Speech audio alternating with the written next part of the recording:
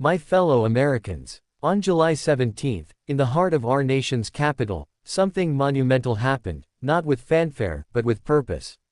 The Republican-led House of Representatives, in a decisive move, passed a trio of bills that may forever shape the financial future of this nation. Among them stands a piece of legislation whose name itself carries ambition, the Genius Act. Yes, history may remember this as the moment Washington stopped watching from the sidelines and finally entered the age of cryptocurrency. And who stood to gain? Who has already reaped the dividends of this revolution? None other than President Donald Trump, a man whose business empire has quietly, and sometimes loudly, embraced the digital currency boom, accumulating tens of millions in the process. But this story is not only about profit. It's about power. It's about progress. It's about the reshaping of how America saves, spends, invests, and regulates. The Genius Act is not some fringe proposal. It is a centerpiece, a foundational framework designed specifically to regulate stablecoins, those digital assets tethered not to volatility but to something enduring, like the US dollar itself. In a time of financial uncertainty, when inflation rises and trust in traditional institutions wavers, stablecoins promise something radical: stability and innovation. Advocates call this a win for consumers, for innovation, and for the future. They say this bill sets the rules of the road, a roadmap toward safer, smarter, more reliable digital payments. And make no mistake, the stakes are high. This isn't just about blockchain. It's about access. It's about the mom and pop investor. It's about the high school graduate using crypto to build savings. It's about the immigrant family wiring money home without paying a middleman. It's about the startup owner creating smart contracts without banking gatekeepers. And now, the House has spoken. In passing these bills, they sent a message to Silicon Valley, to Wall Street, to Main Street, and to every corner of the world where a wallet exists not in leather, but in code. America is ready to lead. But let us not gloss over the politics of this moment. The cryptocurrency industry has, in recent years, become a powerful force, not just in markets, but in Washington itself. And President Trump, he didn't just watch from the balcony. He climbed into the arena. Reports show he's made tens of millions from the rise of digital assets.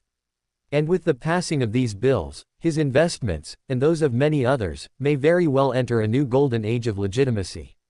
Is it a conflict? Is it capitalism? Is it visionary leadership? Or is it opportunism dressed in regulation? That, history will judge. But here and now, the Genius Act proposes something long overdue: a structure, a spine, a legal backbone to an industry that until now has thrived in the fog. It defines what stablecoins are. It outlines how they are issued. It lays out who is responsible. It sketches out the responsibilities of custodians. It carves a path for consumer protections. And it starts to draw lines between innovation and exploitation. For too long, the digital frontier has been a Wild West. But today, the sheriffs have arrived, not to shut down the saloon, but to make sure no one gets trampled in the stampede. And this is not the end, this is only the beginning. The passage of the Genius Act is the start of what could become the greatest financial reinvention of our time. It opens the door to deeper discussions about central bank digital currencies. It raises questions about how the US will remain competitive with China, with Europe, with the global South, all racing to digitize value. And beyond stablecoins, the ripple effects are immense. Smart contracts, tokenized assets, decentralized finance, micropayments, identity on the blockchain, even voting. The infrastructure being laid today isn't just for buying coffee with crypto, it's for redefining the very fabric of digital society.